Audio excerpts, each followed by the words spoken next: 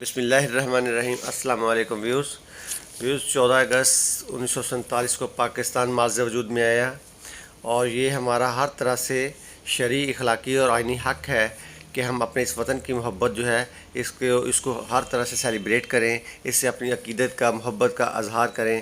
اور اس کے لیے الازہر ایجوکیٹر ساہیوال میں ایک سیلیبریشن کی گئی جس میں بچوں نے بھرپور حصہ لیا اور انہوں نے ہر طرح کے ایونٹس جو ہیں ان کو بہت ہی عمدگی کے ساتھ اور بہت ہی پیارے طریقے سے جو ہے وہ سیلیبریٹ کیا۔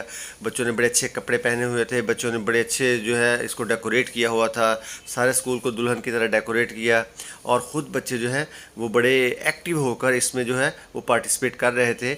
بیسکلی 14 اگست کا کانسیپٹ جو ہے بچوں کو دلانا تھا۔ اس میں پھر وہ مختلف قسم کی ایکٹیویٹیز جو ہے چھوٹی چھوٹی کروائی گئیں بچوں کو، تاکہ بچوں کو پاکستان جو ہے پاکستان کی قائم ہونے کی وجہ جو ہے وہ سمجھ میں آئے اور پاکستان کے لیے جو قربانیاں دی گئی ہیں اس کے بارے میں بھی پتہ چلے۔ اس کے لیے پھر تقریب کو بڑے ہی اچھے منظم طریقے کے ساتھ بچوں نے ایک خوبصورت رنگ دیا اور خوبصورتی کے ساتھ اس کو انجوائے بھی کیا۔ میں اس میں یہ بتاتا چلوں کہ میں اس کے بارے میں کچھ بتاتا چلوں، پھر میں نے بچوں کو بھی بتایا اور اس میں اب یہ بھی بتا رہا ہوں، اس ویڈیو میں بھی میں شیئر کر رہا ہوں اپنے دوستوں کے ساتھ، ویورز کے ساتھ، کہ پاکستان 14 اگست 1947 کو ماض وجود میں آیا۔ 14 اگست 2021 کو مملکت خداداد کا 75واں اور 27 رمضان المبارک 1443 کو 76واں یوم آزادی ہوگا۔ مملکت خداداد پاکستان برسہ برس کی جدوجہد، ہزاروں مسلمانوں کی شہادت، لاکھوں فرزندان اسلام کی ہجرت، بے شمار ماؤں، بہنوں، بیٹیوں اور بچوں کی دعاؤں کی بدولت آزاد ہوا۔ بلا شبہ وطن عزیز عطیہ خداوندی اور نعمت بے بہا ہے۔ وطن عزیز کی برکت سے جملہ پاکستانی نہ صرف مطمئن، پرسکون اور خوشحال ہے، بلکہ اپنے دائرے میں آزاد، خود مختار اور تعمیر وطن میں مصروف و مشغول بھی ہیں۔ پاک دھرتی کی بدولت ہم مذہبی طور پر آزاد اور اپنے دین پر ایک حد تک عمل پیرا بھی ہیں۔ باوجود ہزارہ کوتاہیوں کے یہاں کے باسی بہت سے ممالک سے زیادہ خود مختار اور یہاں کے مسلمان بہت سے اسلامی ممالک سے زیادہ مذہب پر عمل پیرا ہیں۔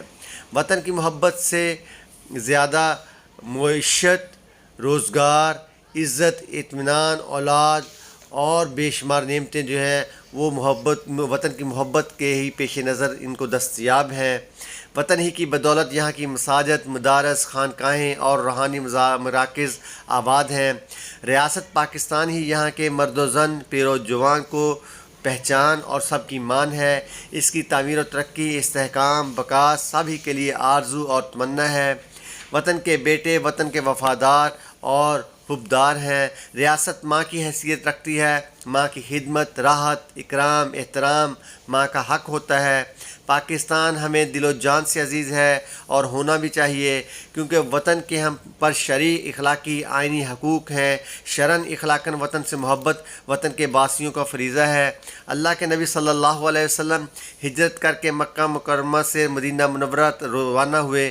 آپ صلی اللہ علیہ وسلم مکہ سے چلتے ہوئے پلٹ کر بیت اللہ کی طرف متوجہ ہو کر ارشاد فرمایا، قسم بخدا اللہ کی زمین میں سب سے بہتر اور قسم بخدا روئے ارض میں سب سے زیادہ بہتر اللہ تعالیٰ کو محبوب ہے۔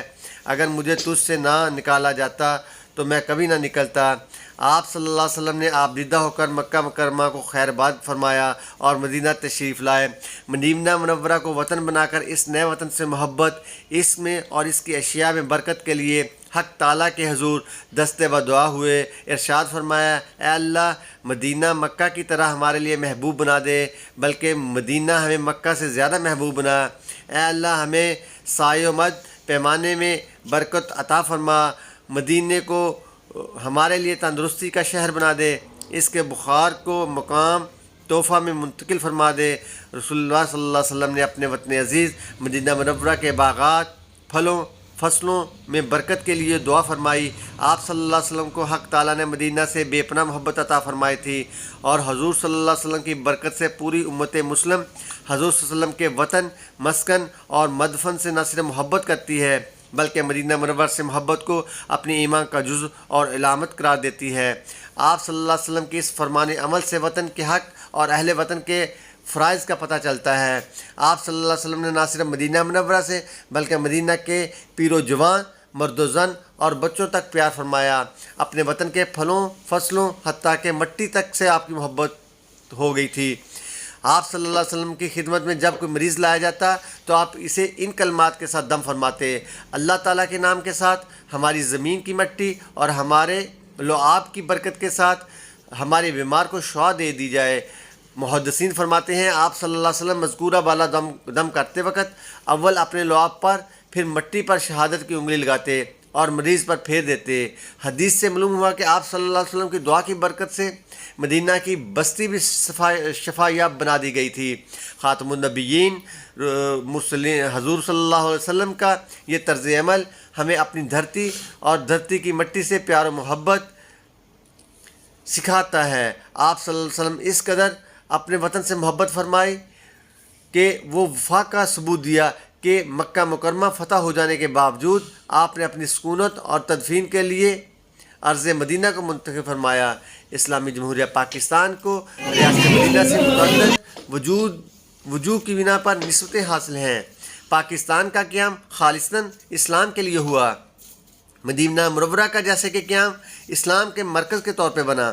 پاکستان کی جانب لاکھوں فرزندان اسلام نے ہجرت کی. مدینہ منورہ کو مرکز اسلام کی حیثیت حاصل ہوئی. پاکستان بھی اسلام کا قلعہ کہلایا. ریاست مدینہ کو عالم کفر کی جانب سے 3 بار حملوں کا سامنا کرنا پڑا. ریاست مدینہ پہلے حملے یعنی غزوہ بدر میں فاتح بن کر ابھری تھی. کفر کو شکست فاش ہوئی اور مسلمانوں کو فتح مبین حاصل ہوئی. اسی طرح پاکستان میں 1965 جناب صدر آج اس ملک میں ہم زندگی بسر کرنا چاہتے ہیں. اس ملک کو نہ بنایا ہوتا تو آج ہم بھی انگریزوں کے غلام ہوتے اور اس ملک آج ہم صرف آزادی منا رہے ہیں. آج ہمارے جمہوریت آزادی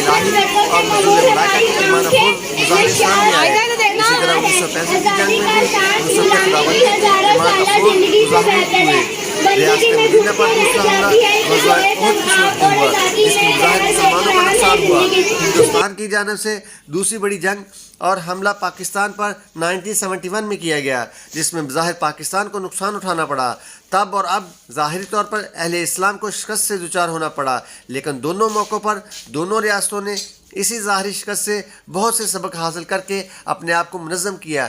اہل مکہ اور اہل مدینہ میں وقتاً فوقتاً چھوٹی چھوٹی جھڑپیں رہیں. یہ سلسلہ پاکستان اور اس کے دشمن ملکوں میں جاری ہے. مکہ مکرمہ میں مسلمانوں کا مقدس مقام کعبۃ اللہ مشرکین کے قبضے میں رہا. ہندوستان میں بھی اسلامیہ نے پاکستان کے متعدد اسلامی مراکز اور مقدس مقامات ہندوؤں کے قبضے میں رہے. اہل کفر اور اہل اسلام کے مابین صلح حدیبیہ کا تاریخی معاہدہ طے پایا. پاکستان کے بھی اس کے حریف کے ساتھ اس طرح کے معاہدے ہوئے. مشرکین مکہ نے اپنے اتحادیوں کے ساتھ مل کر غزوہ خندق کے موقع پر شدید ترین حملہ کیا جس کے لیے اہل اسلام نہایت آزمائش اور تکلیف میں مبتلا ہوئے، لیکن فتح اہل ایمان کی ہوئی. مبصرین و ماہرین کے مطابق اگر ہندوستان نے اب پاکستان پر حملہ کیا تو ہندوستان کے لیے انشاءاللہ تباہی ثابت ہوگا. ریاست مدینہ سے کیے گئے معاہدے سے مشرکین مکہ نے عہد شکنی کی. نتیجہ میں اسلام دشمن ریاست کا خاتمہ ہوا اور مکہ مکرمہ فتح ہو گیا. یہی امید پاکستان دشمن قوتوں کے بارے میں کی جا رہی ہے. انشاءاللہ العزیز ایسا ہی ہوگا. ریاست مدینہ دنیا بھر کے مسلمانوں کے لیے آغوش مادر کا مقام رکھتی ہے. یہی حیثیت 9/11 تک پاکستان کو رہی. ریاست مدینہ کے دین کے جملہ شعبہ تعلیم، تزکیہ، جہاد، تبلیغ کے چشمے پھوٹے. یہی نسبت بھی الحمدللہ پاکستان کو حاصل ہے. دنیا بھر سے سب سے زیادہ دینی تعلیم کے مدارس، تزکیہ کے لیے خانقاہیں، جذبہ جہاد سے سرشار مجاہدین، بالخصوص افواج پاکستان اور تبلیغ کا بہت بڑا مرکز پاکستان میں موجود ہے. پاکستان میں ریاست مدینہ کی طرح مساجد کی کثرت بھی کسی سے مخفی نہیں. اسی طرح قلبی تعلق بھی ہے پاکستان اور مدینہ میں. پاکستان کی بدولت خطے کے مسلمانوں کو انگریز کے خونچکاؤ مظالم سے نجات فرمائی. اس وطن کے قیام میں خدا تعالیٰ کا ترس، غزالی زماں، راضی دوراں، اہل علم و مشائخ اور بزرگان دین کی آہ سحرگاہی، دعائیں اور جدوجہد شامل ہے. اس وطن کی تشکیل 2 قومی نظریہ پر ہوئی جس سے مسلمانوں کو ایک شناخت نصیب ہوئی. قیام پاکستان کے آراز میں نظام خلافت راشدہ کا نفاذ اور مکمل اسلامی دستور، اسلامی نصاب، نظام تعلیم، اسلامی معیشت، اسلامی عدالت کا قیام شامل ہے۔ چنانچہ قائد اعظم محمد علی جناح مرحوم نے 12 جون 1938 کو ایک تقریب میں خطاب کرتے ہوئے فرمایا، مسلمانوں کے لیے ایک پروگرام تلاش کرنے کی ضرورت نہیں، ان کے پاس 1300 برس سے ایک مکمل پروگرام موجود ہے، اور وہ قرآن پاک ہے۔ قرآن پاک میں ہماری اقتصادی، تمدنی، معاشرتی اصلاح و ترقی کا سیاسی پروگرام بھی موجود ہے۔ ہمارا اس قانون الہیہ پر ایمان ہے، اور جو میں آزادی کا طالب ہوں وہ اسی کلام الہی کی تعمیل ہے۔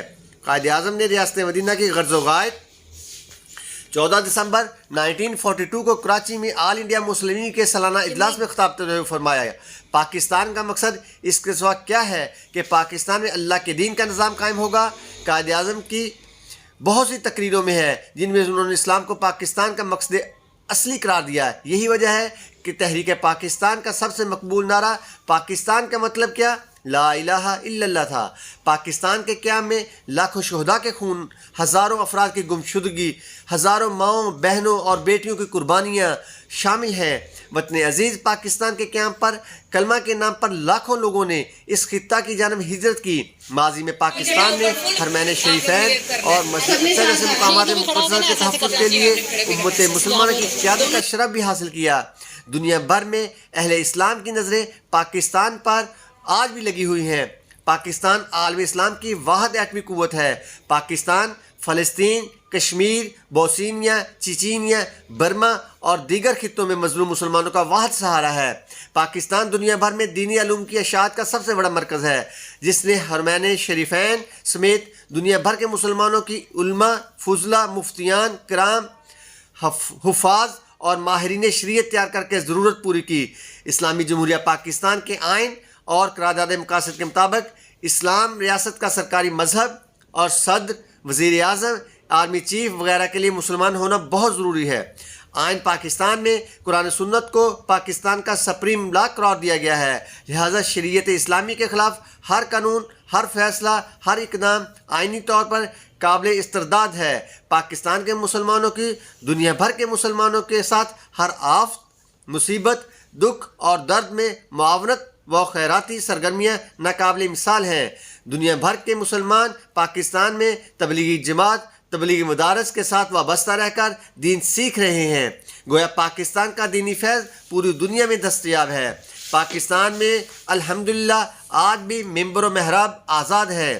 علماء، حکمرانوں سمیت سب ہی کو کلمہ حق کہنے کی جرت دی ہوئی ہے، جبکہ بیشتر اسلامی ممالک میں اہل علم سے یہ حق سلب کر لیا گیا ہے، اور وہ صرف حکومتی خطبہ سنانے اور حکومت کے ہر جائز و ناجائز اقدام کی تائید کرنے پر مجبور ہو چکے ہیں۔